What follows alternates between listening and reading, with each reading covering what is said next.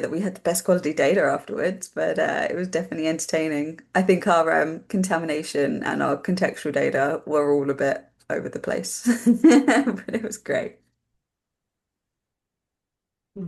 Early adoption. I mean, their first use case, their first high profile use case, I think, was the Ebola outbreak in West Africa, if I'm not mistaken, where it's like samples are being collected, driven to Conakry or other capital cities, sequenced on site, and being uploaded into a live visualization tool, which was new and quite amazing. Yeah, and I think that's the cool, one of the really cool things is the fact that you can see the data as it's being generated, which I think that's, and also compared to what it was when we were first using this kind of stuff a while ago, the accuracy now is wild, especially with Nanopore. I really feel like they've improved a lot of their stuff, which is amazing.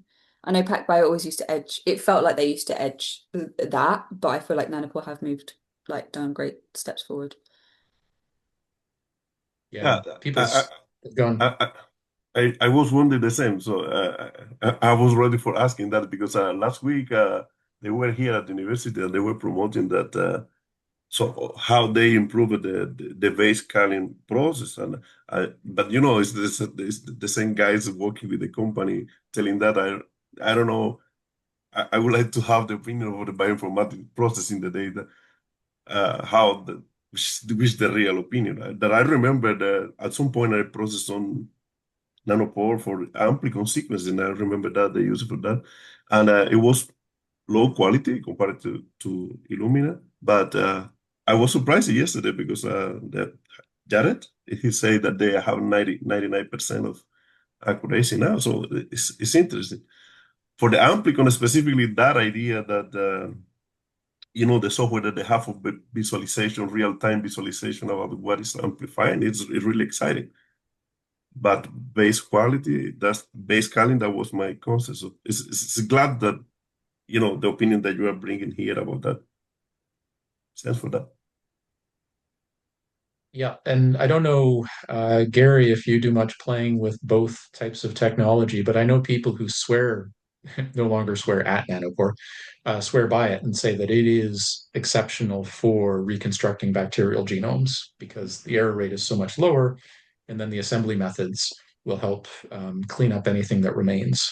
So I have not worked with nanopore data lately, but I hope to again because I am so sick to death of short read metagenomics that I never want to touch them again. I think it has great application in metagenomics and and yes, so we did show yesterday in some slides how the long reads can improve your assemblies, especially the if you can get reads that can span those internal repeats, you can greatly improve the Mm. quality of the assemblies and reduce the amount of tangles that you get in your graphs that you construct. Um, but we like at the okay, so I'm not representing the public health agency, but I can tell you that the public health agency does make use of both technologies. And the but for assemblies, for the purposes of what we're using them for, which is mostly to get it for things like for typing, and if and quick analysis to look for things like virulence factors. Um, the short read assemblies work great, right? And that's something, in the PGE workshop next week for those that will take it, we'll talk a little bit more about that, I think, when we start talking about typing. But so the relative the cost savings for the short read sequencers and the high quality and the relative lack of a requirement for really long high quality assemblies with like really long contigs is makes the Illumina kind of like the workhorse at the public health agency rather than the Oxford. Oxford has more of the niche applications.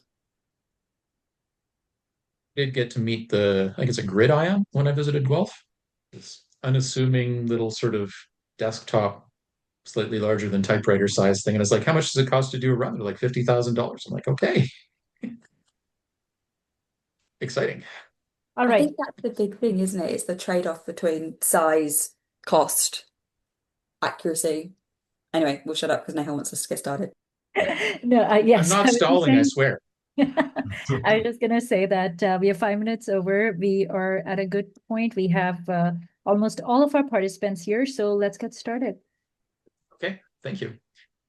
So yeah, I'm Rob Beiko. I introduced myself yesterday, but just as a bit of a reminder, professor in computer science at Dalhousie University, not a real computer scientist. I do a lot of bioinformatics, and I really liked, as you'll see, to agonize about things that others don't necessarily agonize about. Um, and I enjoy digressions and I enjoy AI generated slop. So you can look forward to all of that. Quick disclaimer. So I made some last minute changes to my slides because that's what you do when you're going through your slides and like, oh, this is not ideal. They're very, very, very, very similar to the ones online. Sorry, 1 second here. Hide self view. There we go. Very similar to the ones online. It's just in a couple of cases I've expanded some explanations or added some gratuitous animations or whatever. Okay, so standard slide there. Take it, do what you will with it. Please share. It's always, the more these materials are reused, the more value they have, and the more I feel justified in putting effort into them. So please do feel free to share widely.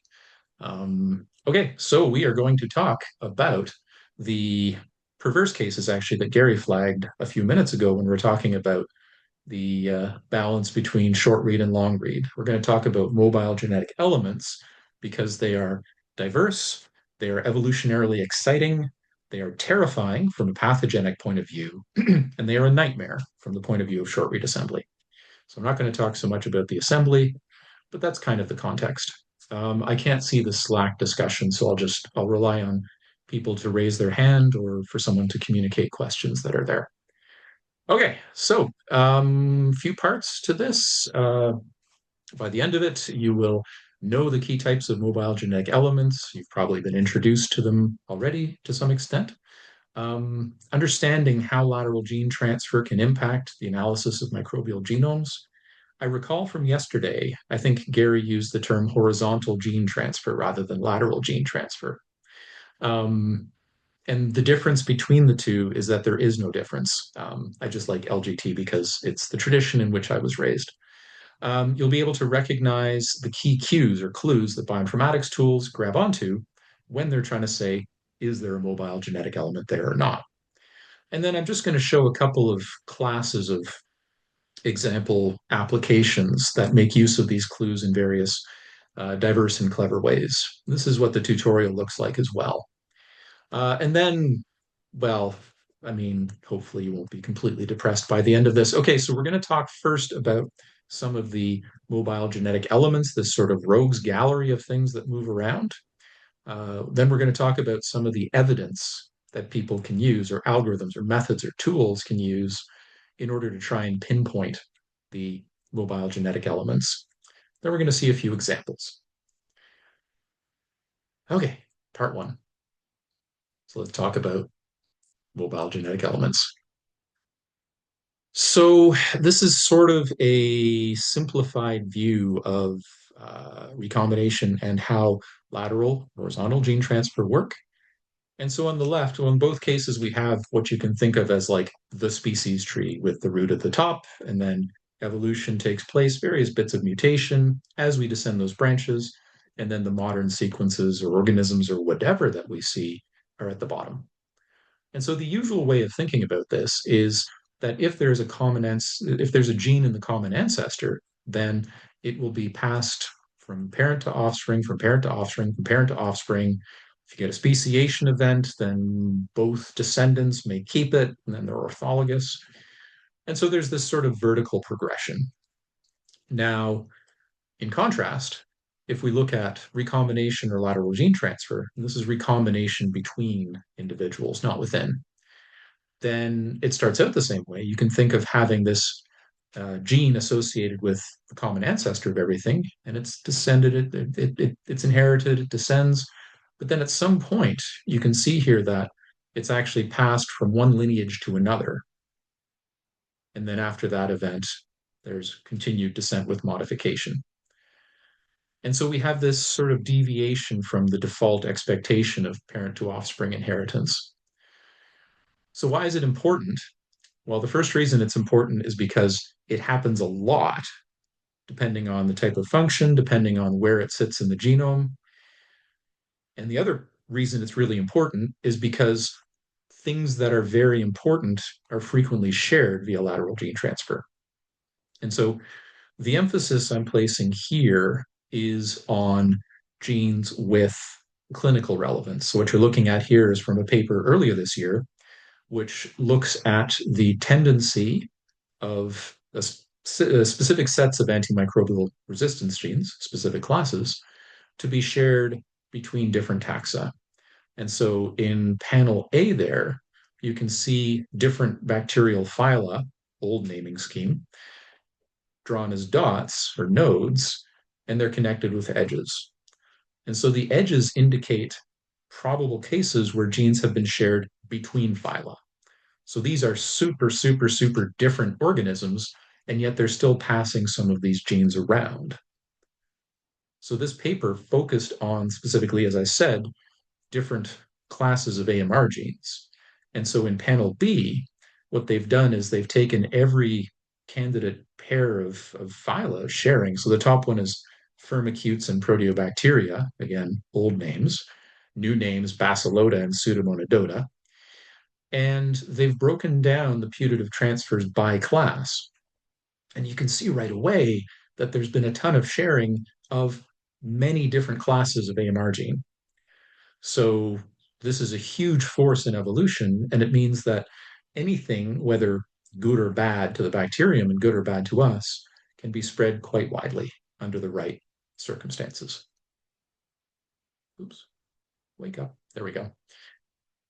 And so, here's an example. Yersinia pestis is the causative agent of plague. So, Black Death, that kind of thing, multiple outbreaks since at least 500 or 1000 BC.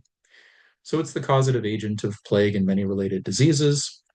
And I've just drawn you this sort of beautiful sunset chromosome there. So about 4.6 million base pairs.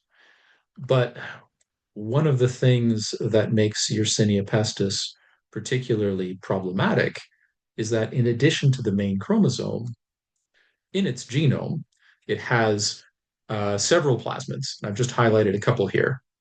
So you can see in panel A, we've got a plasmid there, which is probably acquired from Salmonella and has some putative doxy resistance genes.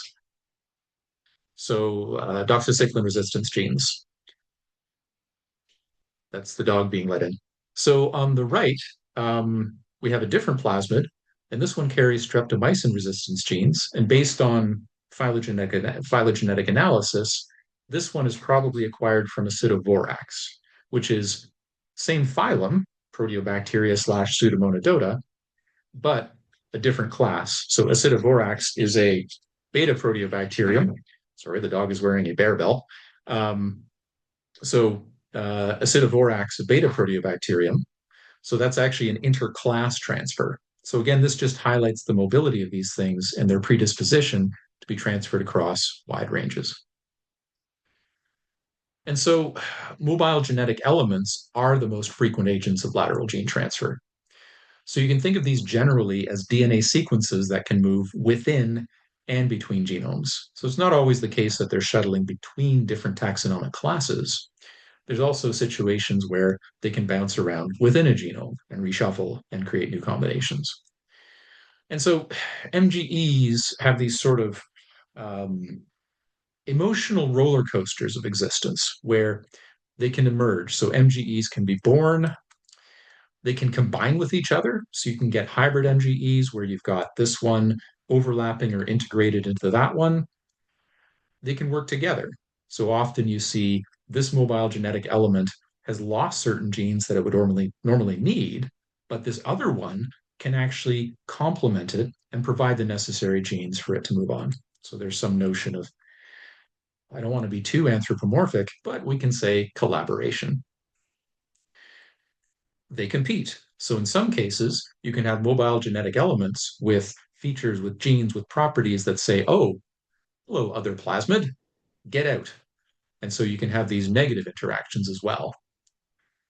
And when you look at mobile genetic elements over time, you often see that they fall apart. And so mutations accumulate, genes disappear, there's deletions. And so at some point, eventually they can wither and die. And there's been some super cool work looking at this in the context of evolutionary relatedness, lateral gene transfer, and so on. And so mobile genetic elements are super cool. They're really interesting, as I said, from an evolutionary standpoint. What makes them even more interesting and problematic is that they often have what are called cargo genes associated. So these cargo genes are genes beyond the basic features that provide the basic mobile genetic element function. And so examples of this include antimicrobial resistance genes. They can include virulence factors. They can include metal resistance, but they can also include some fairly core metabolic genes. And there's some neat stories of sort of what you would think of as fairly important core metabolism genes localized to mobile genetic elements.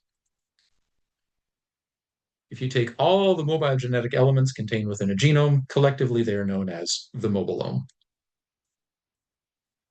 Okay, so I'm just going to walk you briefly through different types of mobile genetic element. Any questions so far? I'll count to 10 inside my head. 3. Nothing in the Slack for now, Rob. Okay, thank you. All right, so let's talk about a few different types of mobile genetic element. So many of you are probably familiar with plasmids. So these are kind of the one of the best known, one of the most common agents of gene transmission between organisms. And so plasmids are smaller, independent, circular, or very rarely linear DNA molecules. And one thing you can see if you look at assembled genomes, and this is the plot in the lower left, a given prokaryotic organism, Bacterium archaeon, can have multiple different plasmids and can have multiple copy numbers. And so if you look at the distribution in the lower left, you can see that this is actually contrasting plasmid size. So you can see the size ranges from less than 1 kb all the way up to, in this case, we're looking at a few thousand, but plasmids can have hundreds of thousands of nucleotides to the point where you have a bit of ambiguity as to whether it's a plasmid or just a second chromosome. So when I was working with salmonella genomes a few years ago, I was doing assemblies and I came across these really, really, really tiny circular molecules that were present in some ridiculous copy number, like hundreds. And I thought it was kind of cute because they're tiny. They basically just replicate themselves a lot. They're not doing anything positive or negative. But you just imagine these just kind of happily floating around the cell, making a zillion copies of themselves. So that's one extreme end, tiny and high copy number. At the other end, when you see these larger plasmids, 100 kb, they tend to be present in low copy number, usually single copy. And so there's different categories of plasmids. Conjugative are the ones that are the most independent. They have all the bits and pieces they need to replicate and to shift between organisms. Mobilizable plasmids cannot move on their own. So they don't have all the necessary machinery for transmission. But if there's other plasmids, if there's other, DNA molecules in a given genome that have the capacity to initiate that, then the plasmids can basically sort of hitchhike on that and use other people's stuff to transmit between different bacteria. Non-mobilizable is when you have a plasmid that can't even do that. And so they tend to be kind of stuck almost within a genome because they lack the ability to be transmitted. So foreshadowing something that's going to come a bit later, if you look on the right-hand side, this is a plot from a article, ooh, geez, 13 years ago now. But one important attribute of plasmids is that if you look at the GC content, which I believe was mentioned yesterday, the GC content of a plasmid is often, but not always, lower than the corresponding host chromosome. And so the plot is basically saying if you look at a bunch of different bacterial genomes and you compare GC content for plasmid versus GC content for main chromosome, usually the difference between chromosome and plasmid is positive. But as you can see from the plot, that's not always the case. Okay, so plasmids usually are of little interest to the cell. Sorry, I'm anthropomorphizing a bit, but in general, they need to have the capacity to kind of make it on their own. And so you'll often see, I mean, they need to replicate, so they'll have an origin of replication. Typically, they will carry their own replication genes, regulation of copy number, partitioning, various secretion systems. And then there's sort of the functional aspect, so how I move around. The other part is how do I convince the host cell to keep me around? And there's two strategies. And again, I'm being too anthropomorphic, but sorry. One way for a plasmid to confer an advantage on the cell is to have genes that are useful to the host. And antimicrobial resistance are sort of you know, the marquee example of this, right? It's like, okay, I'm E. coli, and if I have this plasmid, I can survive the next wave of antibiotics. If not, I am dead. So the cell is happy, plasmid's happy. Another strategy that plasmids have, and it's often not mutually exclusive, is they can do both, or they can have, sorry, they can have what I call blackmail strategies. And I don't have time to get into them, but there's basically ways in which a plasmid can make it a very bad idea for the host cell to get rid of it. Things like toxin antitoxin systems, where if the plasmid is lost, the cell dies. So there's sort of that flip side where it's like, yes, I can confer benefits, or I can basically set it up so that I'm a ticking time bomb. And if you get rid of me, then your prospects are not good. Okay. Another example is transposons. So these are DNA elements that can move from one place to another in the genome. Importantly, not just within the chromosome, but from, let's say, the chromosome to extra chromosomal things, entities like plasmids. And if you look at other mobile genetic elements, you tend to find a lot of transposons. And so the basic unit of mobility is an insertion sequence. So these have no cargo genes. They are a transposase gene plus some inverted repeats. And so I'm showing you an example there on the right from a paper last year where the arrows that are surrounded in green, each of those is an insertion sequence. So this is called IS26 because it's insertion sequence number 26. And it encodes just that transposase 26, and it has inverted repeats to facilitate localization and transfer within the cell. So that's an insertion sequence, each of those green boxes. But what happens is, and this is where this sort of they're born and they grow comes about, through reshuffling, you often get localization of multiple insertion sequences near various cargo genes. And so these are some examples where through various processes, you have gains of things like antimicrobial resistance genes. You can see BLATEM1 close to the right, so beta lactamase, for example. Okay. So now we have conjugative transposons. And here now we're starting to see elements that combine attributes of other elements.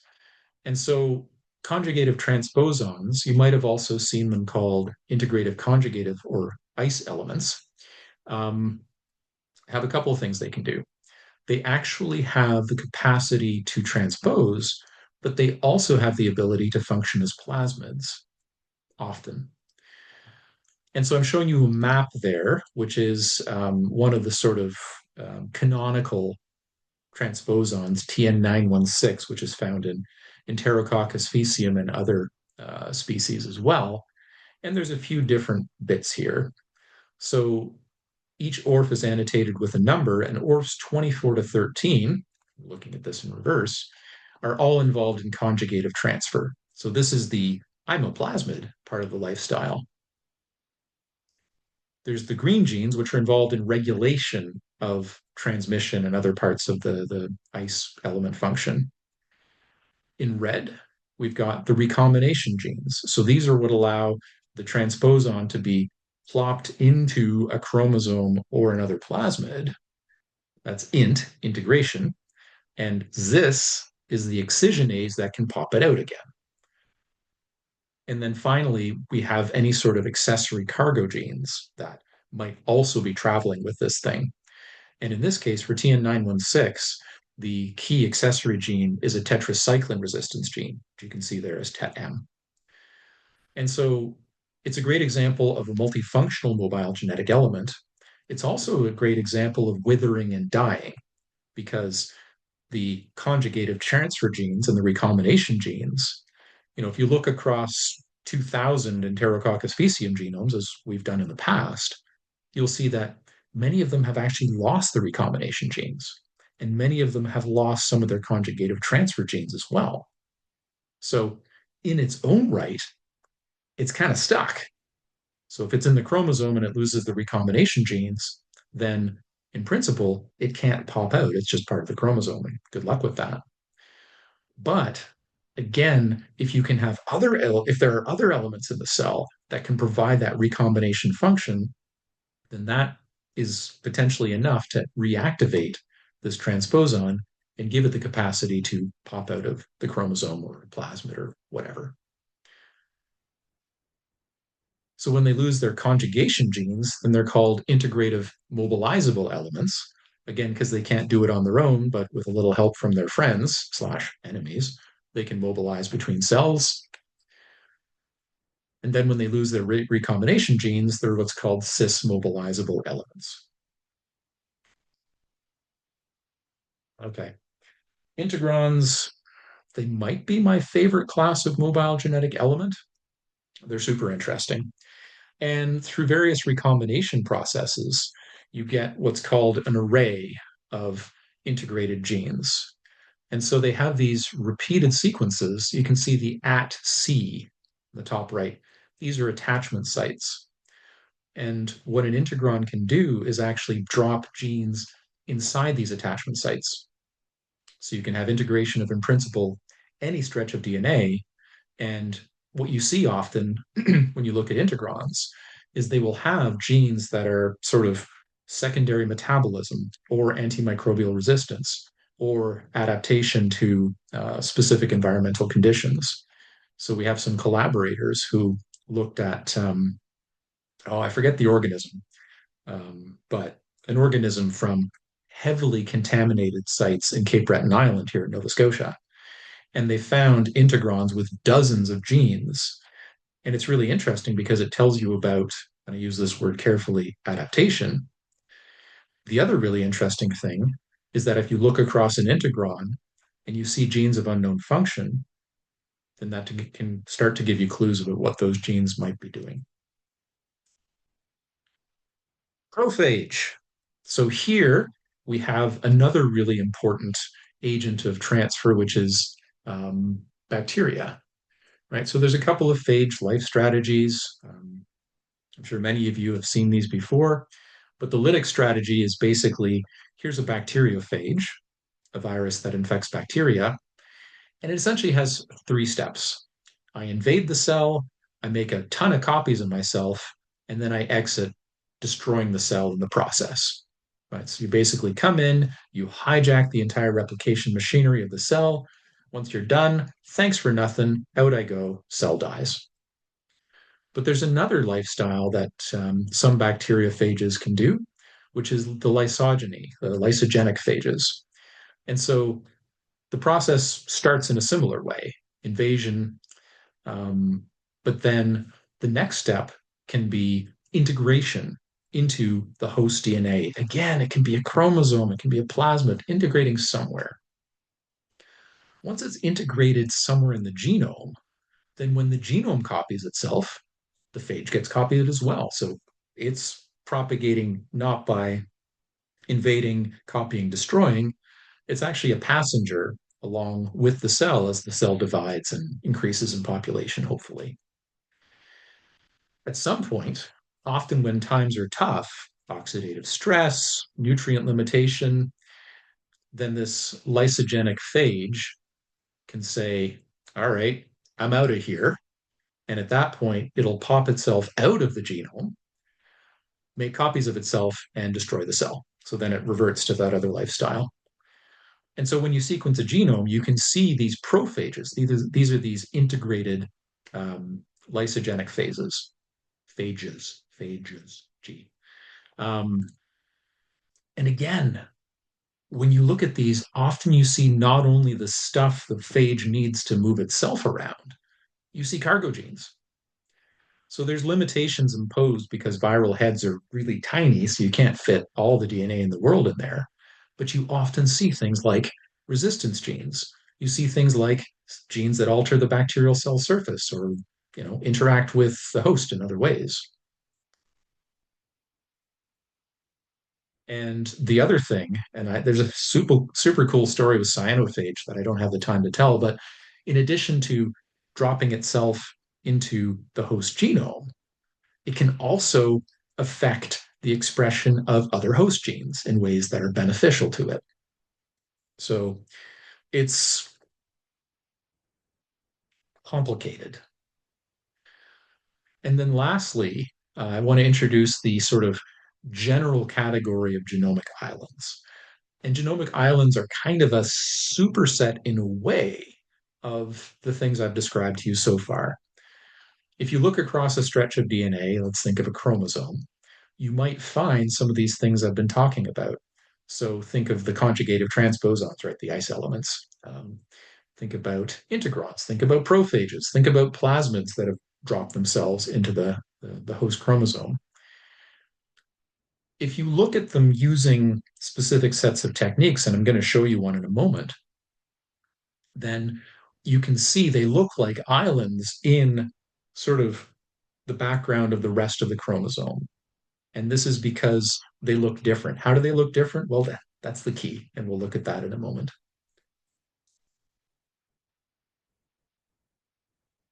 So, all of these elements can absolutely mess around with the evolutionary history of genes. So, think again about that species or whatever phylogeny I showed you, right?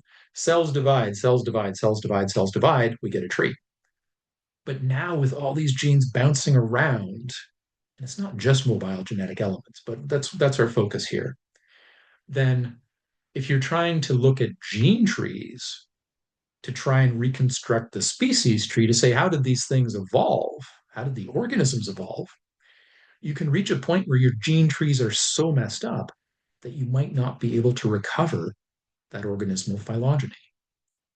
And so that's an important caveat because there's so many tools to build reference trees, and we concatenated a bunch of genes into the maximum likelihood tree or single nucleotide polymorphism. So Fiona's going to give you a great overview of this tomorrow. It's like here's a bunch of ways to try and tell the story of the organisms. Oh, there's been a ton of recombination. That can have a big impact. Okay, deep breath. Pause for questions. I had a coffee, but I don't know what happened to it. Anyway.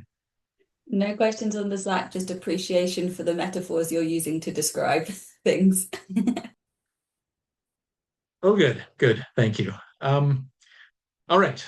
So, story so far. Sorry, Rob. Shamsuddin has his hand up. Go ahead, Shamsuddin. Yes, go for it. Yeah, thank you very much. Excellent lecture. I was wondering about the phages. I think you mentioned, the two important. I think you said the lytic and then that's the temperate phage. Is that it? Yeah, the lysogenic phage. So yeah, the temperate phage. Yep, Yeah, exactly. So I was wondering. I read somewhere that what we call filamentous phages. I don't know much about them. I mean, or did I misread the information? Yes, filamentous phages, something like that. I don't know, actually. I'm not sure. Um, I don't know how sort of what a class of filamentous phages is or how they, whether they have a similar lifestyle. Does anyone else know? Any virus type people? I'll make a note of that. Filamentous phages. Yeah, sorry, I'm not sure.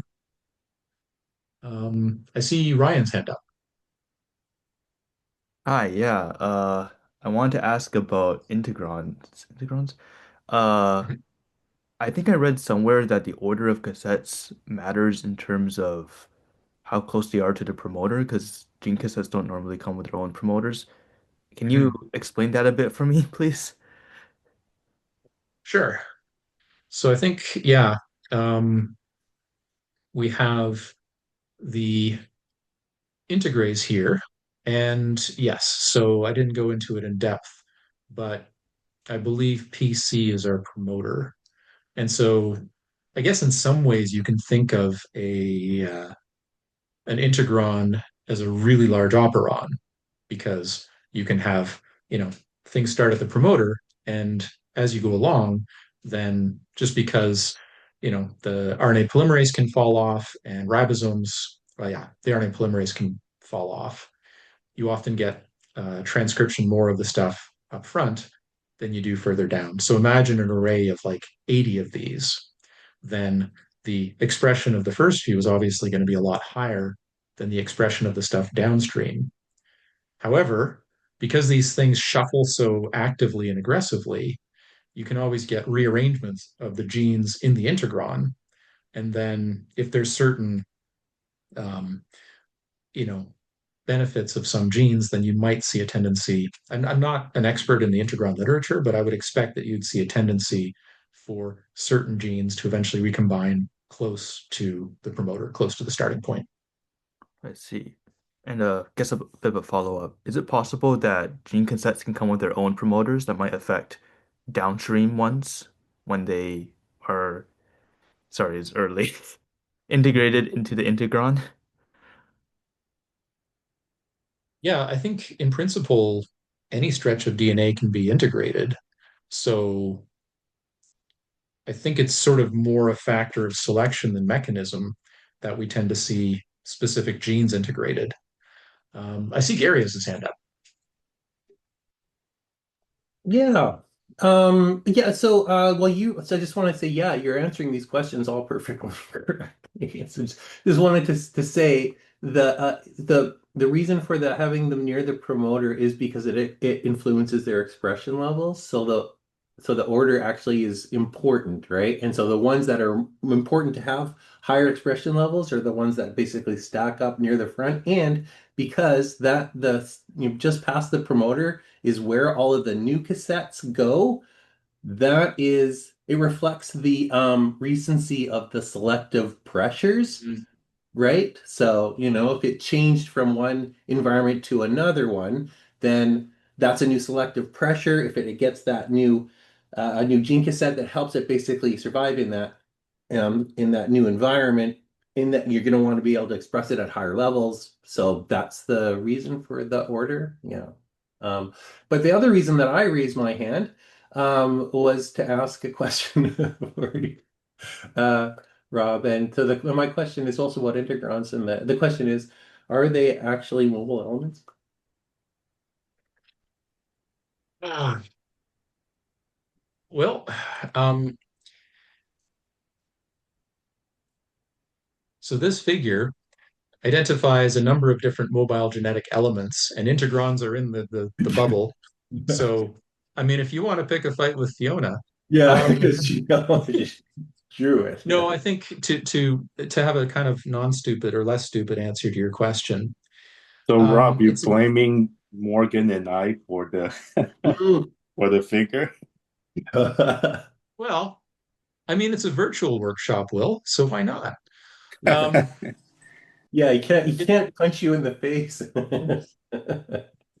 We don't want to scare the students away. The fact we know each other for over 20 years give us sort of that Yeah. friendliness. But I guess my point, sorry to jump in, but I guess Integron in that sense is that um, it's a receptacle for things that are moving around, right? So that's why we put it in that category. Same thing as some of the other elements that carries cargo genes, right? So that in that sense, but it itself does not, may not be moving around, right? Once it's integrated. Yeah, I think they certainly fit the definition of genomic islands because it's a stretch of DNA that looks weird. And Will, I was not trying to pick a fight Exactly. at you, pick a fight with you. I was trying to refer to you as like an authority on the matter. So it's a It's a compliment, I swear. no, But it's a no, I'm really good not. point I because, sorry, go ahead. No, no, go ahead. I wasn't thinking you. I was not thinking you're picking fight with me, but I'm just saying like that it was funny that you're using this figure that's from quite a long time ago, 15 years Yeah, ago, I guess. yeah, yeah, but it's still relevant. Yep. Um, so I think, but like Gary, you raise an excellent point, which is that the entire integron may not be mobile. So it'll look strange. So it satisfies the definition of genomic island. And so the question, though, is like, is a mobile genetic element? There's sort of an implicit answer. So maybe I shouldn't even ask the question, but I started it. So is a mobile genetic element something that can move in its entirety, or is it something that facilitates movement? And so we generally think of something that can move in its entirety, in which case an integron might not fit that definition unless it's on a plasmid, but but it does facilitate gene mobility. So Yes. that is an important distinction. So you would not, yeah, well, yeah, any discussion about the mobilome would be incomplete without a discussion of integrons, right? And the gene cassettes themselves, technically, and this, so we're splitting hairs, and maybe this is why instructors probably shouldn't be asking questions. But the integron itself does not move around, right? The gene cassettes, right? They're the ones that are, you would think of the mobile elements, right? Because they're the ones that are moving around and getting into the cassette, but they can't do that without the help of the actual integron, the integrase, right? So, anyways, I think we're probably, we could have this conversation until the end of the day. So let's move on. Well, I would just like to interrupt there and say, if it's okay, we have a great question from Ireland in the Slack, which was about how long does it take an element to be in the genome for it to be considered no longer part of the mobilome, but part of the species or genome? Is there a length of time, a length of sort of a cutoff, or is it more to do with other factors such as the mobility or the fixation of the population? Oh boy. Okay. Um, Sorry, there are many answers crowding in my head, and I'm trying to prioritize. So I think we need to start with the question of why a given mobile element would degrade. And in general, it's because it's something that's no longer useful to the cell. So bacteria have really strong tendencies to purge stuff that's useless, right? So it's like deletion mutations. If you're deleting your ribosomal RNA operon, not so good.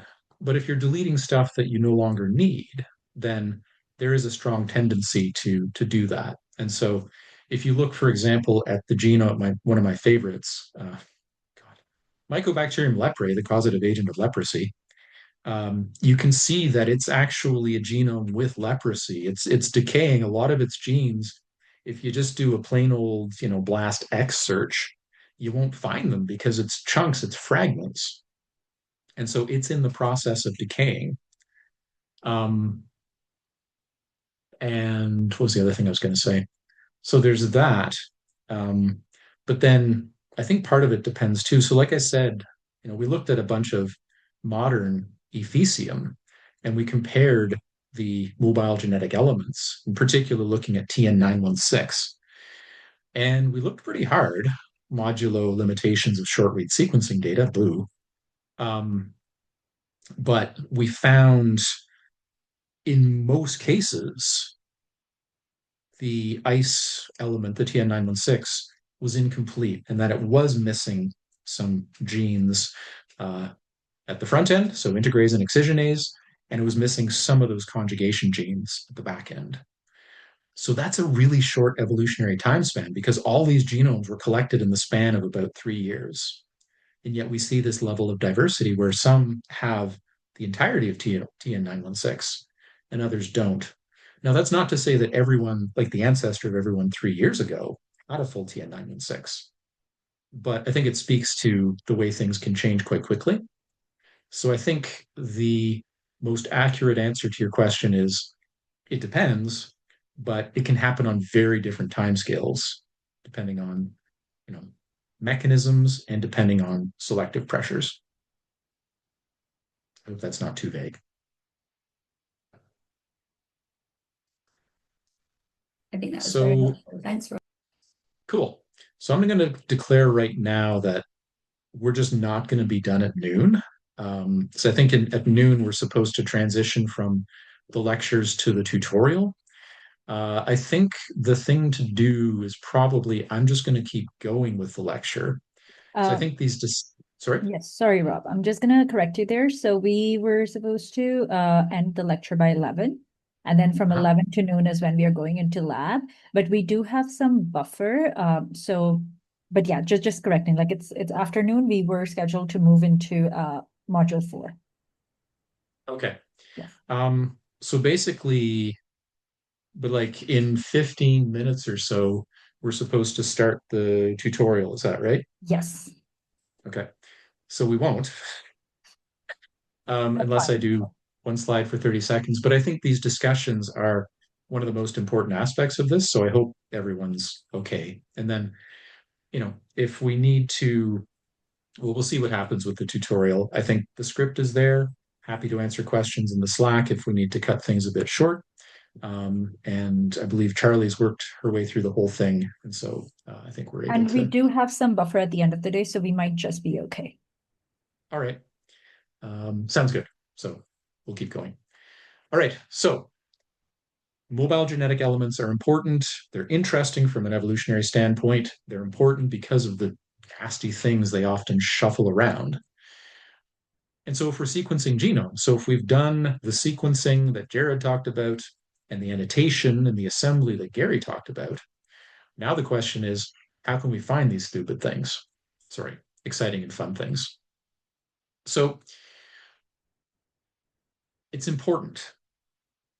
Why is it important? Well, because, and coming back to the sort of figure I showed you a few slides ago, we really want to understand the answers to questions like which genes are being shared, who is sharing with whom, and where is the sharing happening? So there's a geographic dimension to this that I haven't brought up yet, but it's in this. I don't know if anybody mentioned the One Health continuum yesterday, but the idea that organisms move between habitats and genes can move between habitats. And so it's very important to think about, connectivity of both organisms and mobile genetic elements between that pile of sheep dung and that lake over there and the hospital. And so by looking at these transmissions, we can get an extra amount of insight into how things are moving around. So these are really important questions. So we want to identify these mobile genetic elements, and we want to identify the genes that they're transmitting, right? Because there's two dimensions to this. Well, there's more than two, but if you see a mobile genetic element, you can look at what it has. You can look at where that isolate came from, but it can also give you a sense of where the risks are. So here's a highly mobilizable plasmid, and what's it got, right? So the specific resistance genes or whatever will tell you a lot about future risks of transmission and might help you decide where to prioritize interventions. But it's hard, but we can try. And so this is similar to what I showed you before, except unhelpfully, the root of the tree is now at the bottom rather than the top. But think of the origin of everything as the bottom, Now we've got that thick black line, and we've got kind of the phylogenetic tube around it. So think of the phylogenetic tube as that species history. So this is how the organisms are dividing and mutating and evolving, whatever. The black line inside the tube is the evolutionary history of a single gene. And so it, it's inherited parent to offspring, parent to offspring. When there's a speciation event, the gene is inherited by both descendants. But at some point, and that's the magic dash red arrow, we get transmission from one cell to another. So in this case, it's an ancestor. So B is like one E. coli from last week, and D is another. But this transmission is from a direct ancestor of B to a direct ancestor of D. So this is a classic lateral gene transfer event. And so it's interesting to think about the consequences of this from a phylogenetic perspective. So at the moment of transmission, the ancestor of B and the ancestor of D have identical copies of that gene. So B retained a copy and D has acquired one. It's going to be the same at the point of acquisition. And so if we build a phylogenetic tree using maximum likelihood, Bayesian, whatever, we'll get an unrooted tree. But the key here is that B and D are most closely related in the gene tree. So they're not sisters in the species tree, but they're sisters in the gene tree. And so one clue we can use is to actually compare species trees with gene trees. And one way to do this, and I'm not going to get into the really detailed levels of explication, but one way to do these comparisons is to actually try and permute our trees, our species tree and our gene tree, until they look the same. And the idea here is that we can take pieces of the species tree, break them off, reattach them somewhere else in a way that is meant to recapitulate lateral gene transfer. And if we can identify the number of such moves we need to make, and if we identify where those moves need to happen, then that gives us our best guess as to the modes and routes of transmission of lateral gene transfer. So this type of permutation is called a subtree prune and regraft, because you're taking a subtree of one of your trees, pruning it, cutting it off, and then attaching it somewhere else. And so there's a direct relationship between the SPR operations and the corresponding lateral gene transfer event. Now, there's a million caveats on this, of course, and there's other ways to do this, but this is one that I like because I do it. So that's the example we have here. So phylogenetic discordance, one type of evidence for lateral gene transfer. Another is a property of this sort of, now thinking, as I said, genomic islands are things that look weird. There's different ways to look weird. One really important way to look weird is to look across, let's say, an entire bacterial chromosome. Look at the nucleotide composition. So here's a graph, clearly not based on real data, where we walk across the chromosome. We say the position here is a G, and this one's a C, and this one's an A, and this one's a G again. And so there's a lot of variation within even the chromosome. And so it's not like, there's a G, okay, we need to follow that with an A, right? That's obviously not how it works. So there's variation, and that's reflected in the sort of bumpiness. But if there's an integrated plasmid or something else, then you might find that it sticks out like a sore thumb, right? So the chromosomal GC content, by and large, is 50%. And this little stretch here, which looks suspicious, is 60%. So if you get that concentrated difference there, that can be a pretty good clue that we're dealing with something that's been acquired recently.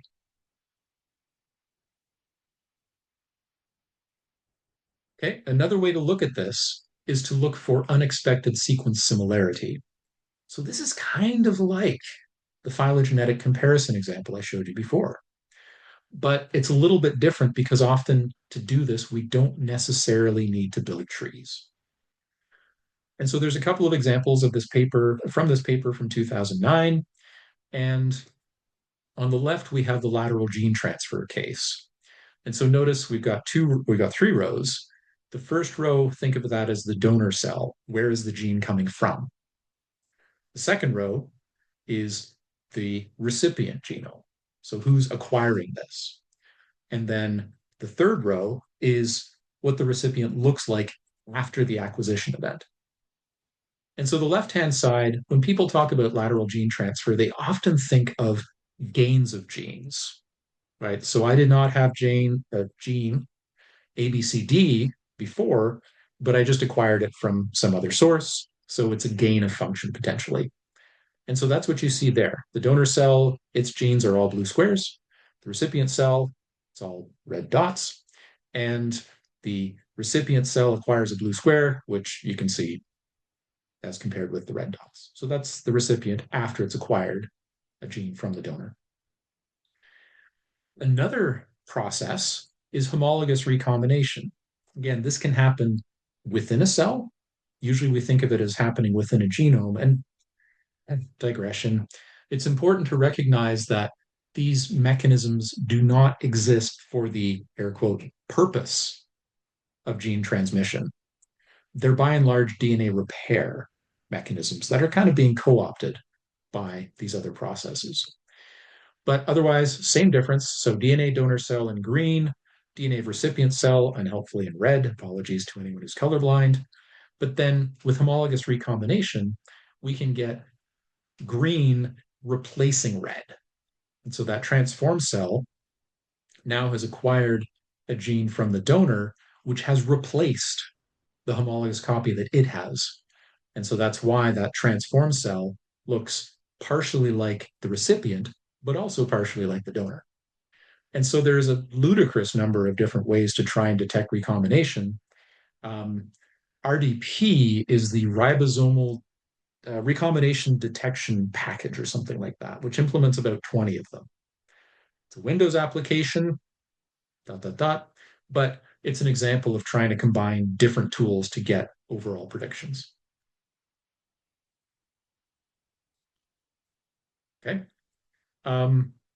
Other clues for genes that are transferred is, well, if we identify a candidate mobile genetic element and we see, oh, look, these genes are on it or in it, then that's a pretty good clue that they are mobilizable and that they may have been transferred in the past.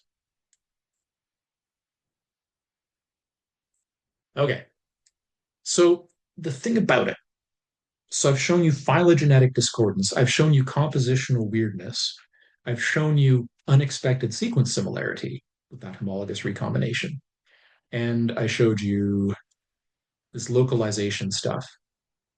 Now, the thing about it is that you get lots of stuff that looks strange, not for reasons of lateral gene transfer or indeed recombination. And so once you've profiled and tried to identify this kind of evidence, you really want to see if you get sort of a concentration of evidence. So let's say you scan through the genome and you get an average GC content of 50%, and there's this one gene that has a GC content of 70%. Okay. Was that recently transferred? Well, maybe it wasn't, maybe it wasn't. There are genes that intrinsically have different GC contents, so this alone may not be enough to convince you. But if you look around and you see multiple genes in the genome that show similar weird patterns, then maybe it's still wrong, but maybe it's not wrong. And we use statistics to try and decide. If multiple adjacent-ish genes show similar weird patterns, then it might still be artifactual, but this really increases our confidence that what we're seeing is a genomic island, is potentially a product of lateral gene transfer. So this aggregation of evidence, both in terms of the specific patterns you infer, as well as this sort of collective data evidence, really is what pushes you in one direction or another. So if that all sounds easy, then I've failed. But it's actually even harder than that. And sorry, any background noise is the cat trying to knock over some plants. So it's actually worse than that because you start to say, let's find mobile genetic elements. We're like, okay, let's look for some ice elements. Here's some examples, right? So these are integrative conjugative elements from a couple of different species. And you can see right away, and maybe you've seen this track representation before, maybe you haven't, but the basic idea is that each segment of a given chromosome or DNA, whatever, is shown as a single track. On the right, you can see its associated identifier, and in this case, the length as well. And where you see gray lines connecting tracks, that indicates that the stuff you see in one track is recognizably homologous with the stuff you see in the other track that's connected there. And so some of this is great, right? Look at all the blue stuff. So the blue stuff, a lot of it at least, is homologous and is ubiquitous. It's found in all instances of this ice element. Cool. Red stuff, so found in all instances of the ice element. But what about that stuff on the left? This is part of the transmissible stuff, but like, okay, what clues are you really going to look for here? And if you're trying to say these are, this ice element in genome A corresponds to this ice element in genome B, and we should at some level think about them as the same thing, what do we do with this? Okay, here's some ice elements. These are Streptococcus-associated pneumonia and a few other genera. There's a C. diff in there. There's a Klebsiella pneumoniae. So hooray, we're spanning, gram-positive, gram-negative. And again, there's that core stuff, right? You can see those conjugation genes in the light blue, except sometimes they're interrupted and sometimes some of them are missing. And yeah, and just we can keep going. You get the idea. Okay. So that's the evidence. We're going to move into examples of tools that combine different lines of evidence to try and come up with some sort of predictions. But before we go there, are there any questions? Sorry, my cat just knocked tuberculosis off the desk. Nothing in the Slack, so I think we're good. Okay. All right. Deep breath. All right. So you know this. It's hard. Again, different types of evidence you can use, they can look different, but they don't necessarily look different, right? But you can start to look at specific types of evidence. Like I said, plasmids have, a specific suite of genes that can enable mobility. Ice elements have the integrases and excisionases. You can see virulence factors and AMR genes that are characteristic of certain MGEs, secretion, other types of functions as well. And so you can go and you can use homology search to find these things. So you can search against things like the NCBI plasmid database. There's the iceberg2, which is, again, integrated conjugative elements, which has a whole reference set of characterized ice elements. You can go gene by gene, looking at homology evidence. So you can say, like, all right, here's a gene. Does it match an integrase in the reference database? And so you see this a lot. You'll see this in a couple of examples in a moment. And then you can also use these compositional distances. Did anybody mention MASH yesterday?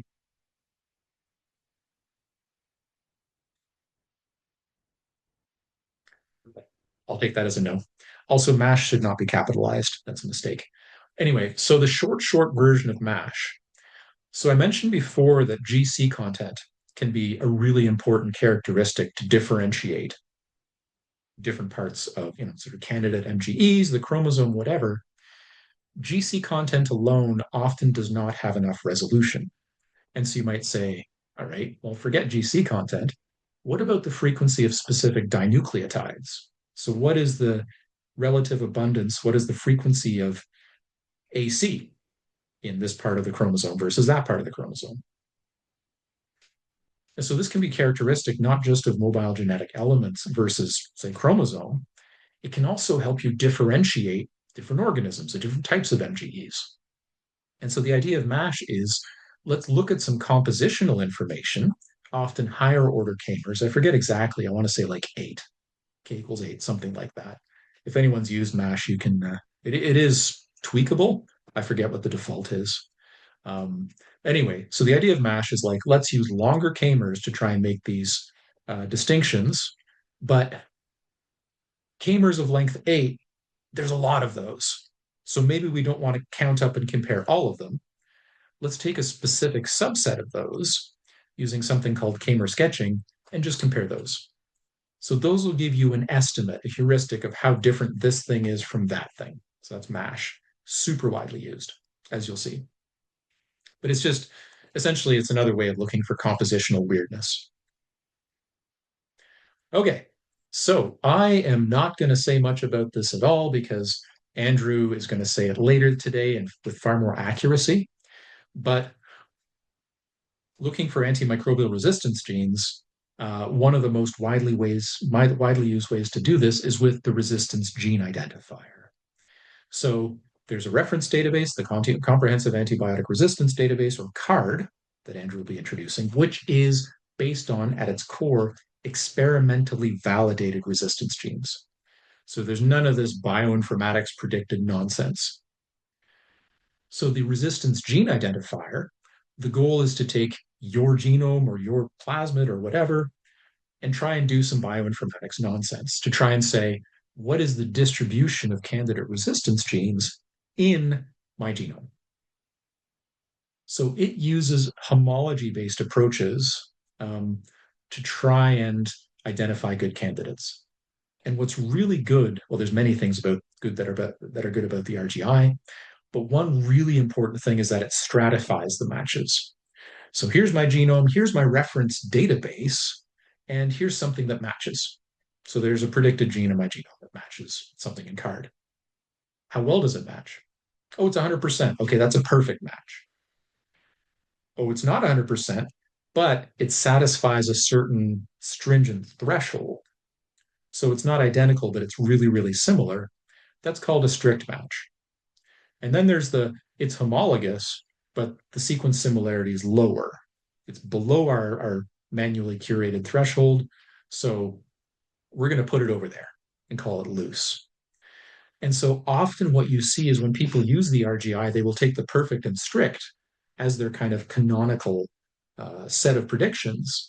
And they might ignore the loose or just kind of put them over there and say, less interesting.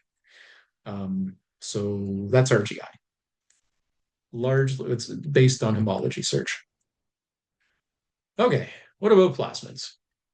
So it is a universal truth in bioinformatics that if there's a problem, there's at least 50 solutions to it, some of which will install and run, some of which will perform as advertised, but this is one of the best. So MobSuite is a very, very widely used tool for predicting plasmids from genome assemblies. And so, again, this is something that Gary alluded to a while ago, which is that when you're doing sequence assemblies, mobile genetic elements are one of the most painful and inaccurate parts of the genome to reconstruct. And a big part of that is because they have so much repetitive stuff. If you remember the insertion sequences, right, the transposons, then you've got the same thing over and over again. And so if you got short reads, you're like, I don't know whether this lines up with this or whether it lines up with this other one. And so it's a mess. And so with short read assemblies, maybe fortune smiles on you and you get one contig per DNA molecule of the cell. It's like, oh, there's a plasmid and there's a chromosome. Look, I have one of each. That never happens. And so you might have 10 contigs or 50 contigs or 100 contigs, and then you say, let's find some plasmids, right? And the pieces of plasmids can be short because they're difficult to assemble and because maybe the plasmids are small. Maybe some of it's even in the shrapnel that doesn't assemble at all. So what do we do? So the great thing about MobSuite is that it does a bunch of different things. And so there's three tools in particular that I wanted to mention briefly, one of which we're going to use in the tutorial. If we ever get to the tutorial, apologies. And so the first one is that the tool called Mob Cluster. The idea here is that you can take a large reference plasmid database, so the NCBI plasmid database, let's say, and you can do a clustering approach typically based on composition using a tool like MASH, which I introduced a moment ago. So you can take a bunch of plasmids, you can run mob cluster and say, here is a set of plasmids that are really, really, really, really similar. So we're going to treat these as a single coherent thing. Because if we treated each plasmid independently, when you took your config and compared it against the full database, you'd be like, oh, it matches the following 55 things really well. The principle of MobSuite is to say, let's just treat those 55 things as one thing because it makes life a lot easier. One important thing to remember, and this is true about pretty much any sort of reference-based comparison in bioinformatics, is that database representation matters. And Enterobacteriaceae, your E. coli's, your Salmonellas, your Klebsiellas, your Citrobacters, whatever, are super overrepresented in many data sets. So if you're thinking about doing an analysis with MobSuite, then you can typically expect to find higher accuracy on Enterobacteriaceae than on, let's say, some gram-positive pathogenic groups. Okay, so we can cluster. MobTyper is homology-based, and it looks for specific genes, these sort of key genes for plasmid function. So it can identify things like relaxase, and it uses that information as a basis to try and predict things like the function of the plasmid. What category does it fall into? What's its host range? What organisms have we seen things that are similar before? Is it specific to E. coli? Is it specific to the following 16 phyla? Right? So this is trying to take homology information and map out what the plasmid is capable of in oversimplified terms. MobRecon says, here's my wonderful genome assembly. Let's look through the contigs and decide which of these are probably plasmid associated. And so there's a few steps it goes through. The first is, oh, look, it's a circular contig. All right, it's probably a plasmid. Do we have contigs with specific plasmid associated functions? Okay, well, that contig's at least part of a candidate plasmid. Once we've identified these functional things, then we can compare against that clustered database using compositional information. So we can figure out where we think it belongs in the constellation of known plasmids. Once that's done, it'll run MobTyper. So in the tutorial, we'll just be running MobRecon because we're not building our own clusters. We're using the ones provided by the developers. We're running MobRecon, and we do that, we get MobTyper for free.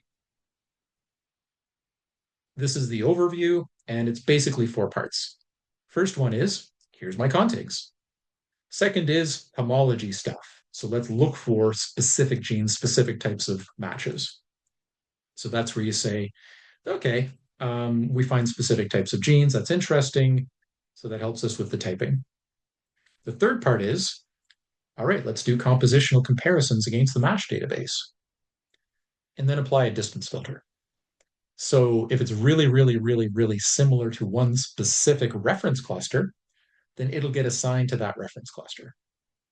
However, if it fails to meet a threshold, it'll get a name like novel underscore 7F80A89208, blah, blah, blah. And the novel plasmids are things that kind of look like plasmids, but they're not really similar enough to anything in the database. So proceed with caution.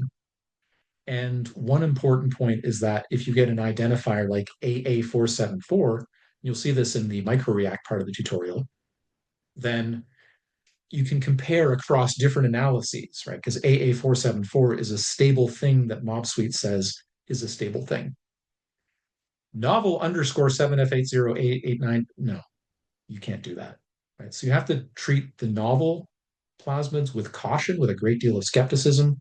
They can still be interesting, but comparing them is a lot more difficult. Okay, questions? I'm going to try and be efficient, you know, first time for everything. So, okay, next one. And this is where, again, Will and Fiona and others have developed suites of tools over the last at least 15 years, more than that. And if you look, and I took them out, they're in the original slides. There's several different applications they've developed over that time. But I sort of call them the island asterisk family because they all start with island. The most recent, at least that I'm aware of, from 2022, is Island Compare.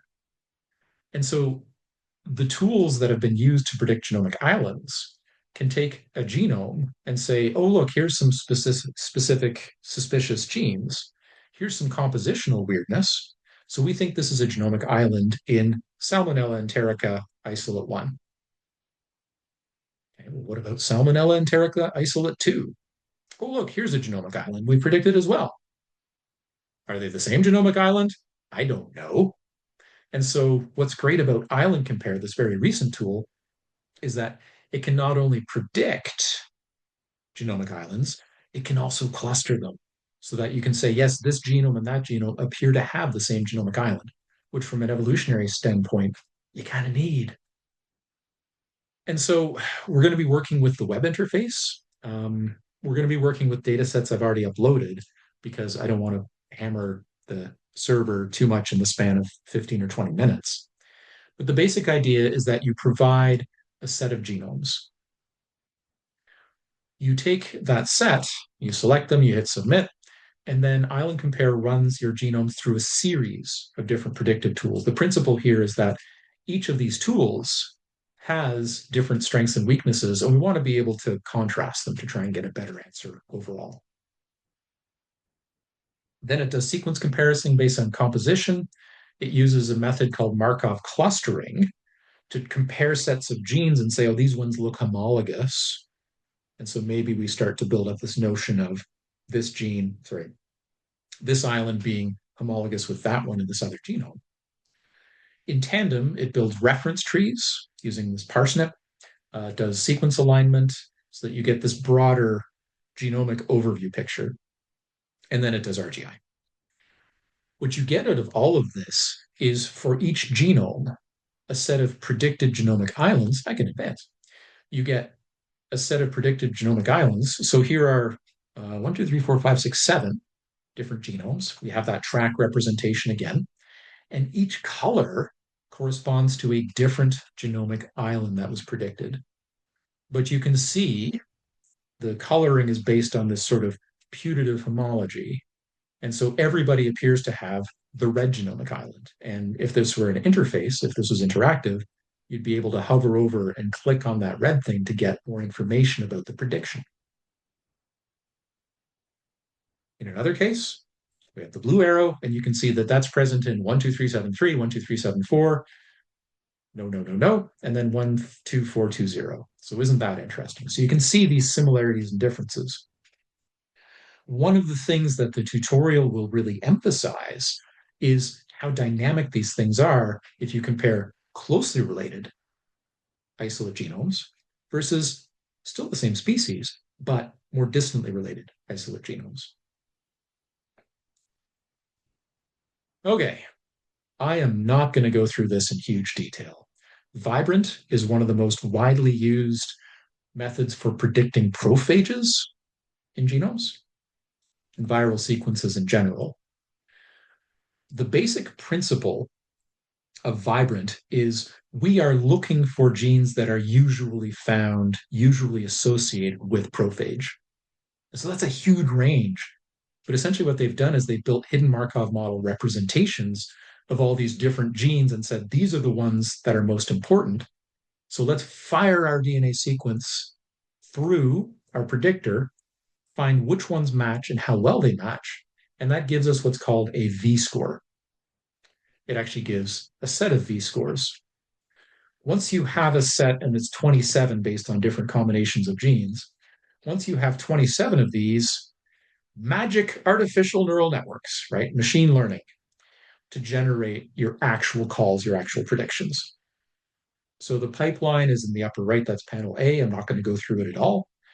The lower right is just looking at a clustering based on these combinations of V scores. This is a principal components analysis if you're a fan of that kind of thing.